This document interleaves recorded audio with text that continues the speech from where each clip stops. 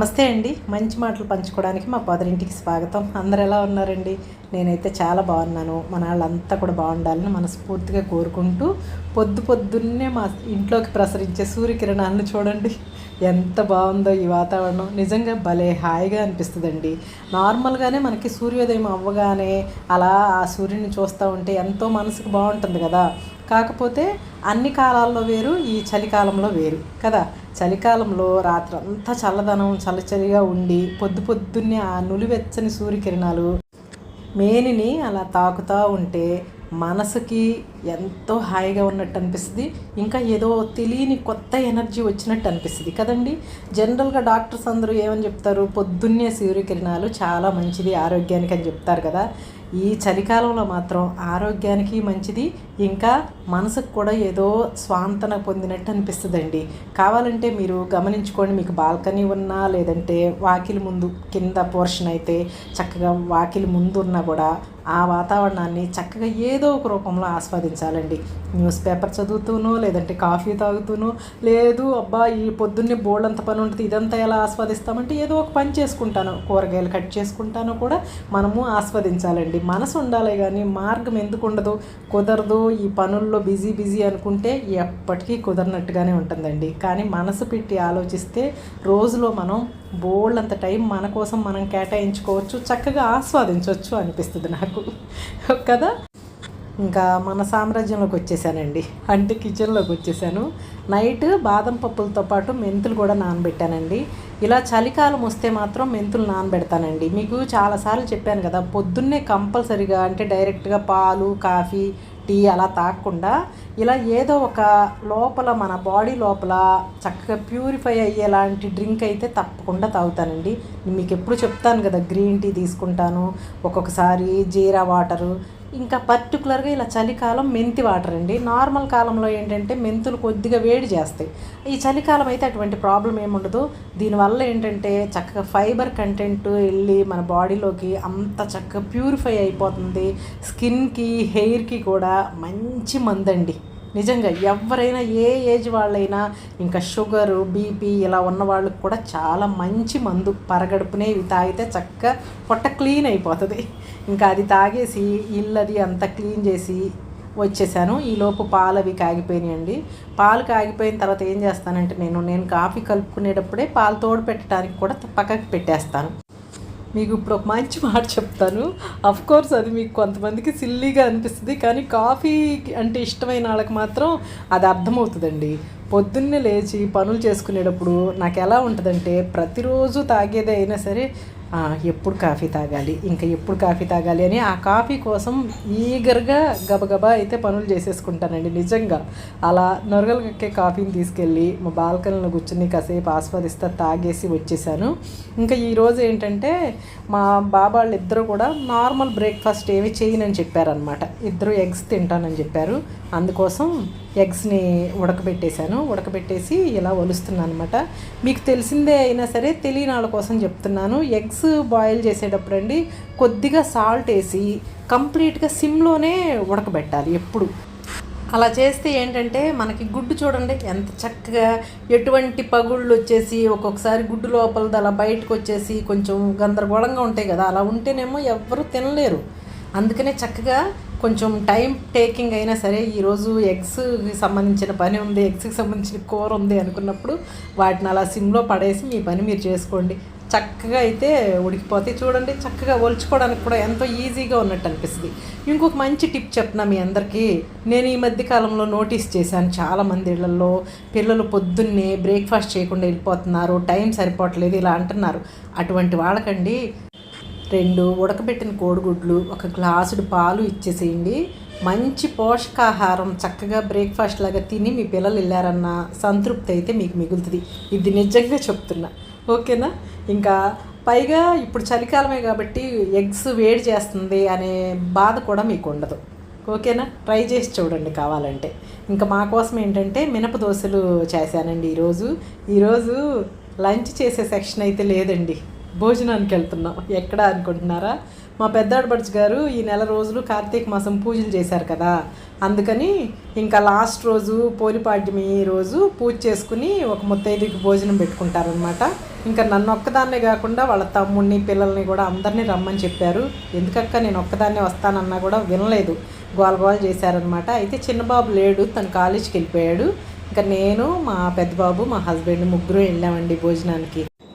అన్ని రకాలుగా కుదిరి కార్తీక మాసం నెలంతా పూజ చేసుకుంటే భలే మనసుకి సంతృప్తిగా అనిపిస్తుంది కదండి. నా చిన్నప్పుడు మా అమ్మతో పాటు పర్టికులర్గా ఈ పోలిపాడ్యమి పూజ తెల్లవారుజామున కాలువ గట్టును చేసేవాళ్ళండి.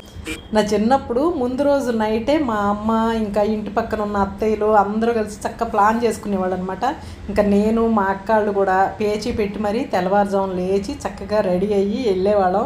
భలే సంతోషంగా ఉండేదండి. ఆ రోజులు మళ్ళీ రావు. ఆ పూజ వివరాలు ఏమీ తెలియకపోయినా ఆ తెల్లవారుజామున చలిలో అలా వెళ్ళటము, అందరూ అలా దీపాలు నీళ్ళల్లో వదులుతుంటే భలే సంతోషంగా ఉండేదండి. చాలా బాగుంటుంది. చేసుకునే ఓపిక వీలు ఉండాలి. కానీ కార్తీక మాసం అంతా కూడా ఒక ఆధ్యాత్మిక శోభ నిండిపోయినట్టు ఉంటుంది.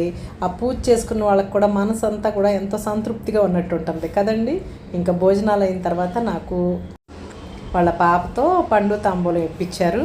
తర్వాత అందరం కొంచెం సేపు కూర్చుని చక్కగా కబుర్లు చెప్పుకుని మధ్యాహ్నం ఇంకా 3:30-4 అవుతూ ఉండగా వచ్చేసాం అనమాట మా ఇంటికి. ఇంకా ఈరోజు డిన్నర్లోకి కూర చేయడానికి ప్రిపేర్ అవుతున్నానండి. సోయా గ్రాన్యూల్స్ కర్రీ చేస్తున్నానండి. మీ అందరికీ తెలిసిందే, మనకి మీల్ మేకర్ అంటారు కదా, ఆ మీల్ మేకర్నే చిన్న చిన్న ముక్కలుగా మనకి సూపర్ మార్కెట్స్లో అలా అమ్ముతూ ఉంటారనమాట.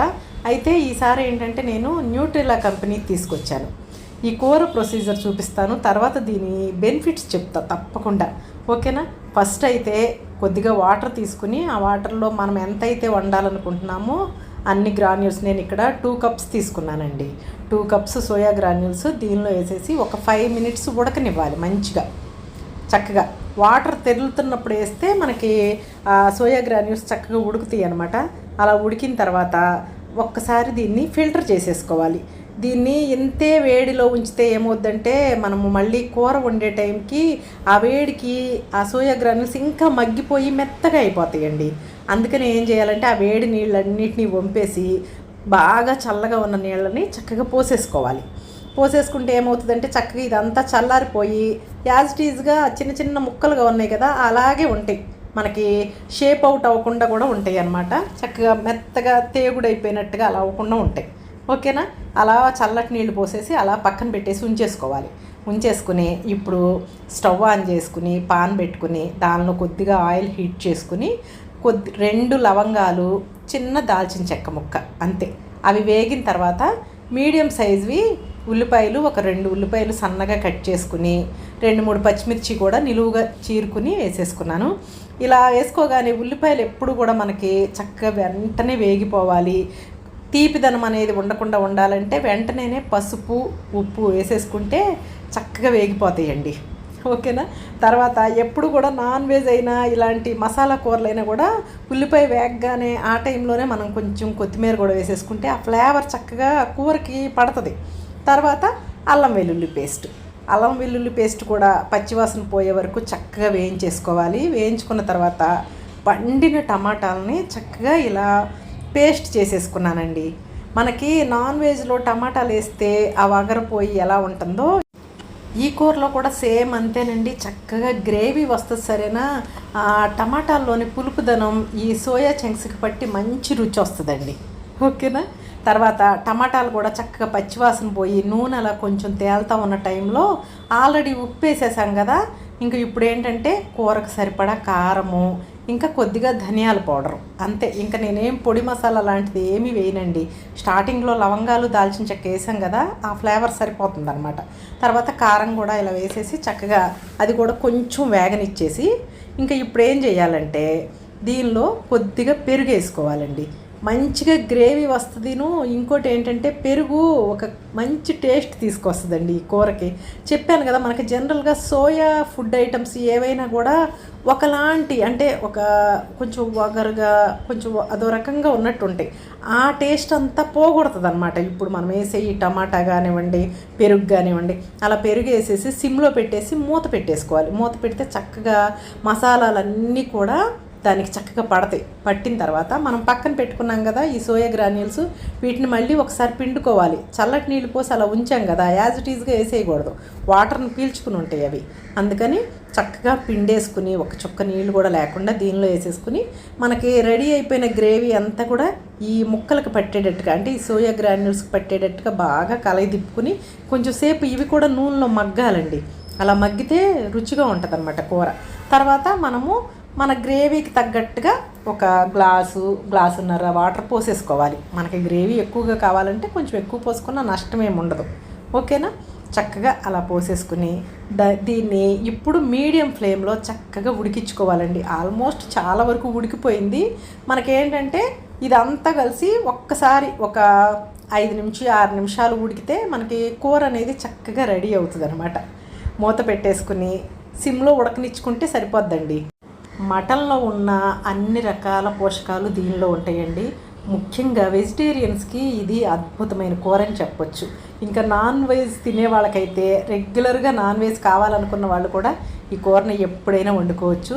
ఇదిగోండి చక్కగా ఇంకా కూర దగ్గర పడిపోతుంది. ఈ స్టేజ్లో ఒకసారి ఉప్పు కారం సరిపోయిందో లేదో చెక్ చేసుకుని, చాలా కొంచెం కారం తక్కువైనట్టు అనిపించింది నాకు, అందుకని కారం వేసుకుని ఇంకా దగ్గరకు అయ్యేలాగా ఉడికించుకుని ఫైనల్గా కావాలంటే గరం మసాలా వేసుకోవచ్చండి, నేనైతే వేయట్లేదు.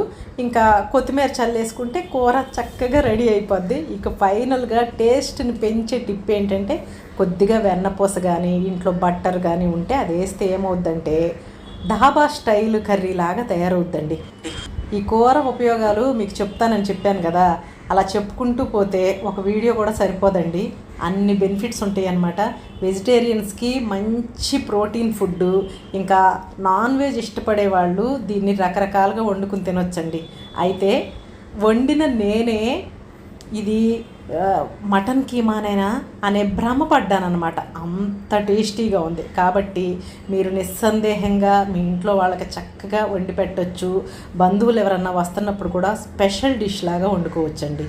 ఇంకొక దీనివల్ల అడ్వాంటేజ్ ఏంటంటే పిగ్మెంటేషన్ ఉంటుంది కదా మొహం మీద, నల్ల మచ్చలు, ఆ పిగ్మెంటేషన్ మచ్చలను కూడా సోయా ఫుడ్ ఏదైనా ఎక్కువగా తింటే తగ్గిపోతాయి అన్నమాట. కాబట్టి ఇలాంటి కూర చక్కగా వండుకుని తినొచ్చండి. ఇంకోటి ఏంటంటే హెల్తీగా ఉండే కూరలు అని అంటే అవి రుచిగా ఉండవు అనే భ్రమలో ఉంటాం కదా మనము. అలాంటి భ్రమ ఏమీ ఉండదన్నమాట. చాలా చాలా టేస్టీగా ఉంటుంది. మీరు 2 పూటలకి అని ఒక ఎక్కువ కూర చేసినా కూడా అది ఒక పూటలో అయిపోద్దండి, నేను ఎష్యూరెన్స్ ఇస్తున్నాను. ఇప్పుడు నేను ఇది గ్రేవీ కూరలాగా వండాను కదా, దీన్ని ఫ్రైలాగా కూడా చేసుకోవచ్చు అనమాట. నెక్స్ట్ టైము అలా ఫ్రైలాగా కూడా చేసి మీతో తప్పకుండా షేర్ చేసుకుంటాను. ఓకేనా?